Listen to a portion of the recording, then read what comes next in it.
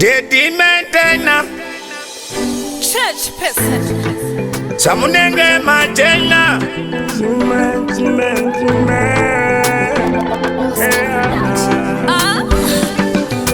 Ona upenyu wangu uri mumaoko yenyu. Tarira mbosha zangu zinotongwa mukoti yenyu. Ndimi mutongi wangu murimizve kwetarangu.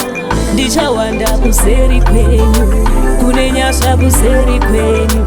Ndichawanda kuseri kwenyu, kune nyasha kuseri kwenyu. Igore, igore, igore rangu, igore, igore rekubudirira, igore, igore rekuyambuka.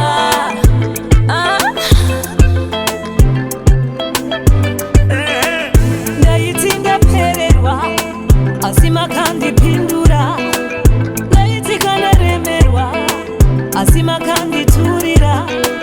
Ndaiti ndashayiwa asi makandiwanira. Ndaiti ndapera mambo asi makazvitangidza. Rino igore, igore rangu, igore rangu, igore rangu. Rino igore rangu, igore rangu. Rino igore, igore. Gore rinopera takamaintaina. Kukunda mugore tiri kuritaina. Makomborero hopo container. Gore rinopera takamaintaina. Kukunda mugore tiri kuritaina. Makomborero hopo container.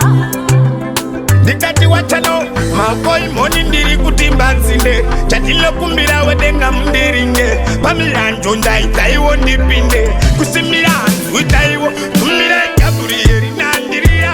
Daiva nisimunza paipa vansiya. Wash million ingori kia kia. Rama vanushuva kakierza msiya.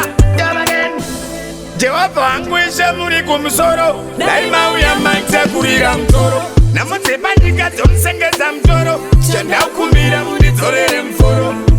Igore, igore rangu, igore, igore rekubudirira, igore, igore rekuyambuka.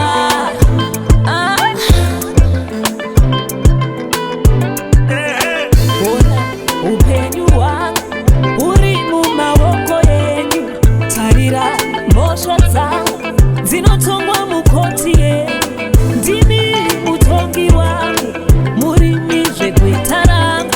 Ndichawanda kuseri kwenyu, kune nyasha kuseri kwenyu.